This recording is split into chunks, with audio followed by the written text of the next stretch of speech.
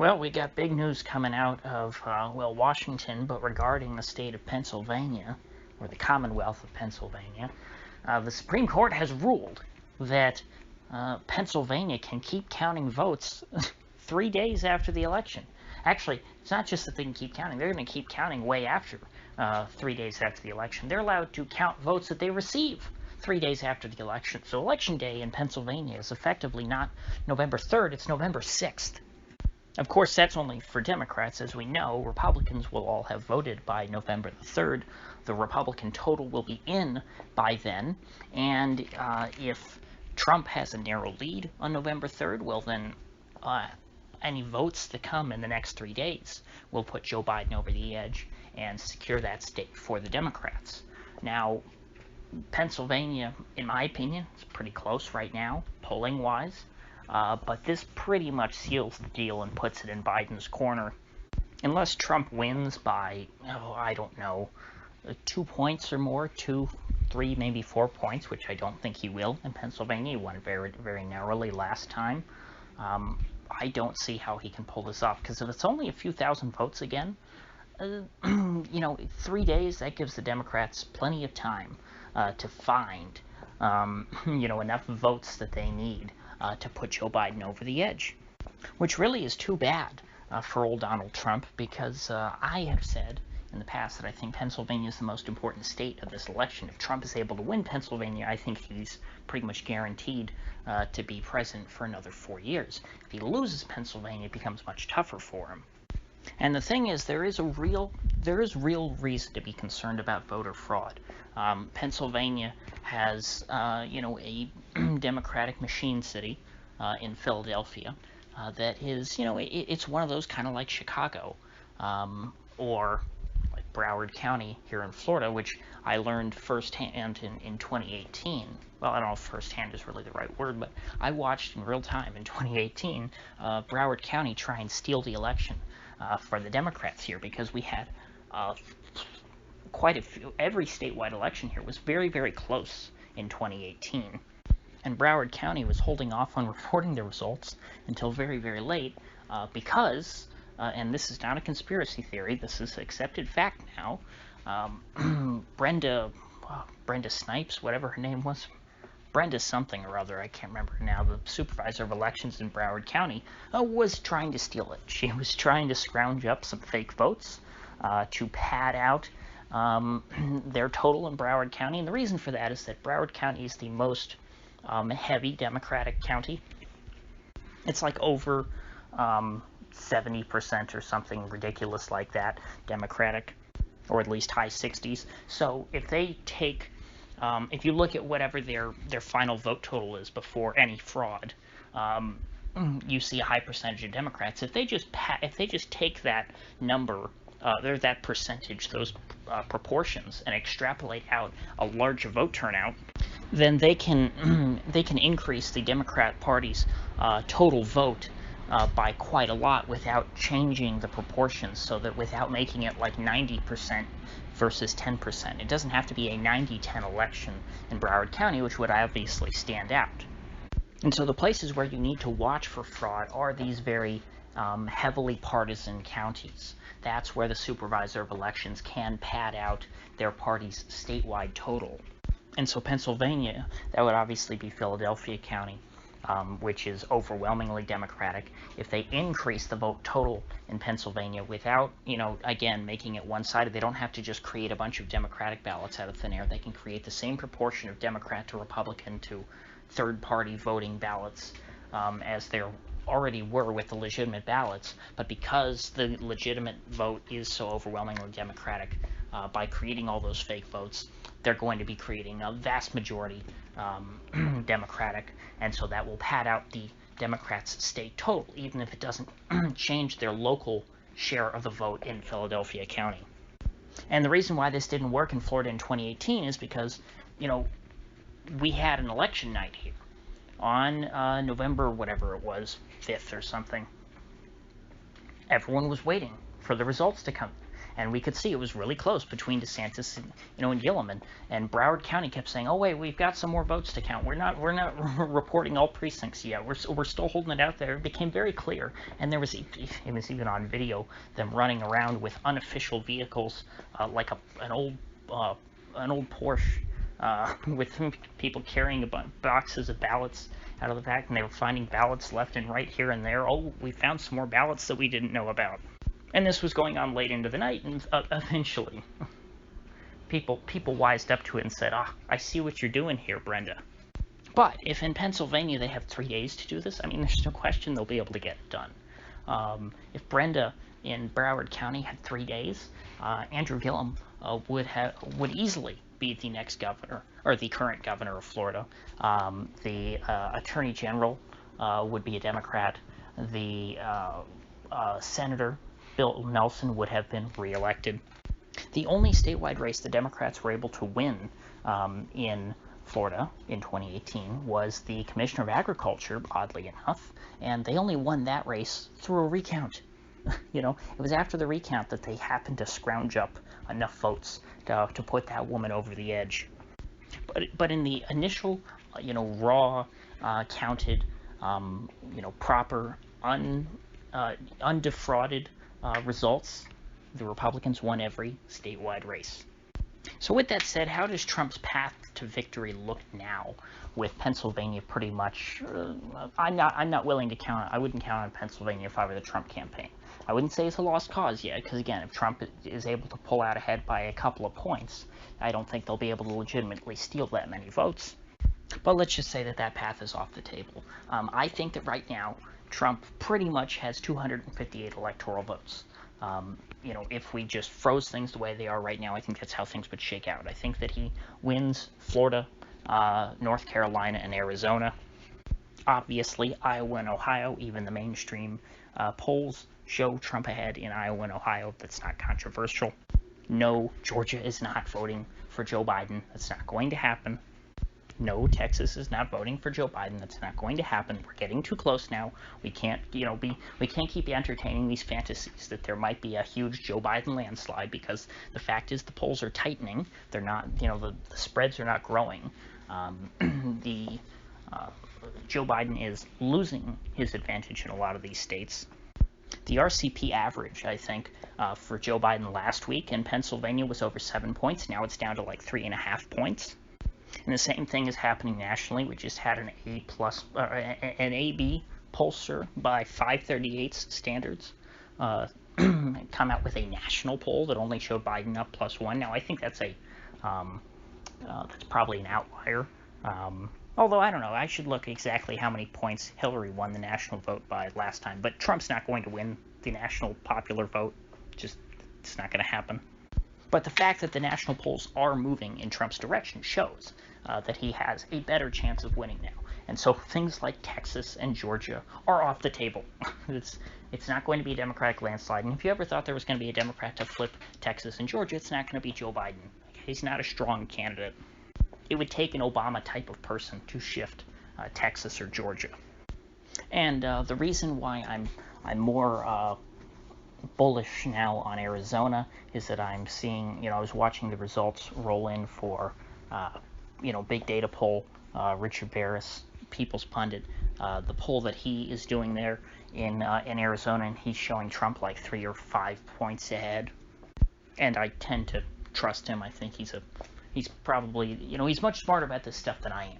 So if that's what his data is showing, I would tend to think that Arizona is still pretty safe. And Trump won Arizona by quite a few points last time, and that was with Gary Johnson in the race. And Jo Jorgensen is not doing as well as Gary Johnson. She will not do nearly as well as Gary Johnson. And that's because, last time around, it's not like Gary Johnson won a bunch of votes because he was so great. It's because people hated Trump and Clinton. There's going to be a lot less protest votes right now when you have an incumbent re-election campaign that just Trump will have consolidated a lot of the Republicans who would have voted Johnson. Likewise, the Democrats who would have voted for Johnson or Jill Stein, they will be looking more to Biden because they're going to feel more dire. They're going to feel like, hey, Orange Man has been in for 4 years. We really can't chance having another 4 years of this. I'm not going to do my protest vote. So Arizona, I would say, goes to Trump. Florida, it's easier for me to gauge. I live here. I know when the polls are being inaccurate. The polls were horribly wrong in 2018. They were not that wrong in 2016, I don't think. But they still leaned Clinton. This time, the polls in Florida are very wrong. Now we're starting to get a few closer polls now that we're a week or two before the election. But, it's never a big race here. There's never going to be a big, 7-point win for anyone in Florida. That just doesn't happen here. And so those polls that showed Biden up 5 points or up double digits, those were ridiculous. And now that we're seeing things tighten a bit, and just frankly, knowing the state, I don't think that that Biden is going to do well here, at least not well enough to win. Democrats have not been doing well in the last few years, winning statewide in Florida. It hasn't been happening for them. Bill Nelson lost. Hillary Clinton lost. Before that, Patrick Murphy lost. I mean, pretty much it was Barack Obama and Bill Nelson in 2012. 2008 and 2012. Those were the years when Democrats won statewide. It just hasn't happened since then or before then. The modern Democratic Party just doesn't do well enough here. There are still enough of the Democratic base here are old Dixiecrats, or are older retired moderate Democrats from the north that have moved down. You don't have really a progressive base here.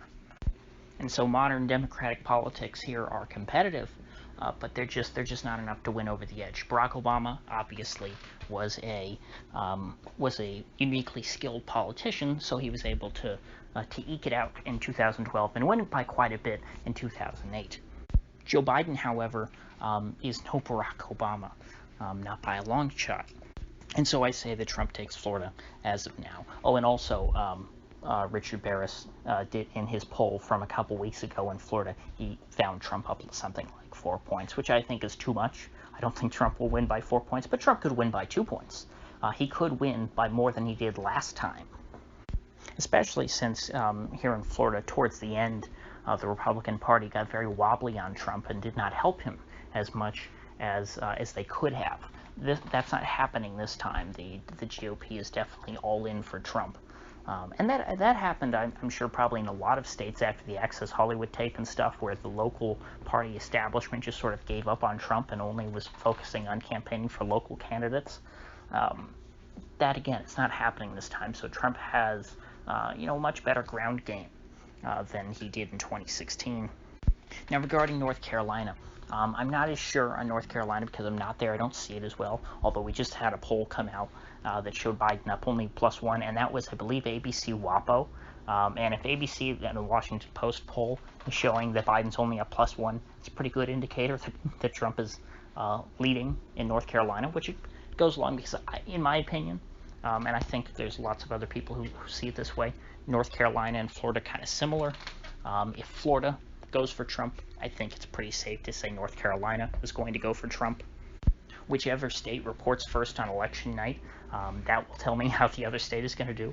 If we hear that Trump wins Florida on election night, I'm going to say, well, then North Carolina's his too. Same thing if North Carolina reports first, and it becomes clear that Trump won there, I'm going to say Trump won Florida.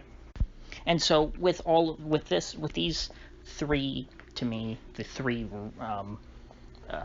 scary lean R states, that would put Trump at 258. And so Trump would need to win a Pennsylvania, 20 electoral votes to get up to 278, or a Michigan to get up to 274, because 258 puts him 12 electoral votes shy of a majority. It takes 270 to win, as the website says. So if Trump is not winning Pennsylvania, then that means he has to win at least Michigan, or he has to win both Minnesota and Wisconsin, which I think is a pretty tall order. But there is one alternative. if Trump wins either Wisconsin or Minnesota, which I guess it's possible that Trump could win just Wisconsin, lose Minnesota, Michigan, and then lose Pennsylvania because of the fraud stuff and the extra 3-day waiting period for more ballots to flood in. But if he is able to win in Maine's 2nd congressional district, which I think he has a pretty decent shot of doing that. I think it could go either way, but a lot of people are saying that that he's pretty much going to win there. I'm not as well versed in Maine's 2nd congressional district, so I can't say that as well. But if he wins Wisconsin, which is 10 electoral votes, or Minnesota, which is 10 electoral votes, plus the 1 electoral vote from Maine's 2nd congressional district, that puts him at 269, which would make it a tie in the Electoral College. Now, if there's a tie, that's going to go to Trump, because the way that a tie in the Electoral College is broken is by the House of Representatives. And you might say, well, the Democrats control the House of Representatives, so wouldn't that mean that Joe Biden's going to win? No, because the way the House of Representatives votes for a president to break a tie in the Electoral College is by voting as state delegations. So essentially, each state has a certain number of congressional districts. They have a certain number of congressmen that they send to Washington. And what happens is that all of the Congress people from a certain state will get together and they will hold a vote amongst themselves as far as who they're going to support for president. And then that whole state delegation itself gets 1 vote. So there's 50 votes when the House votes on a president to break a tie. And so what matters is not how many individual congressional seats you hold, but rather how many majorities of state delegations your party holds. And when it comes to the Republicans, they hold a majority of state delegations. So if you really want to get technical, all Trump needs to do to win re-election is to win a tie. So he needs Maine's 2nd congressional district, and then he'll need Wisconsin or Minnesota. But if he wins Michigan, he's going to win outright. So needless to say, this is going to be a very exciting election night. But still very possible for Trump to lose. Because generally speaking, you would say, well, if he wins essentially 1 out of these 4 states, Minnesota, Wisconsin, Michigan, or Pennsylvania, then he pretty much is able to win, assuming Maine's 2nd congressional district. So aren't those pretty good odds? He's got 4 possible paths. Well, the thing is that because these states are all right next to each other and they're culturally pretty similar, odds are they're all going to vote the same way anyway, just like they did in 2016, well, except for Minnesota, which Trump lost narrowly. But he won those 3, Wisconsin, Michigan, and Pennsylvania, by very slim margins. And so if he's going to win re-election, he's probably going to win those states by similar margins or lose them. But either way, they're going to be very close to each other. So you're not going to have a scenario where, say, Biden legitimately wins by 5 points in Pennsylvania, Michigan, and Minnesota, but Trump ekes it out in Wisconsin. That wouldn't make sense to me. So those are my thoughts as of now. They may change as things shift over the next couple of weeks. We're in the home stretch. We've got 2 weeks until the election. It's pretty hard to believe that, but hopefully, it'll be over soon. With that said, if you folks gained anything of value out of this video, I'd appreciate you clicking that like button and sharing this video. And if you haven't already, please do subscribe, because I do upload every day, and I'd hate to have you miss one. So I'll see you folks back here tomorrow.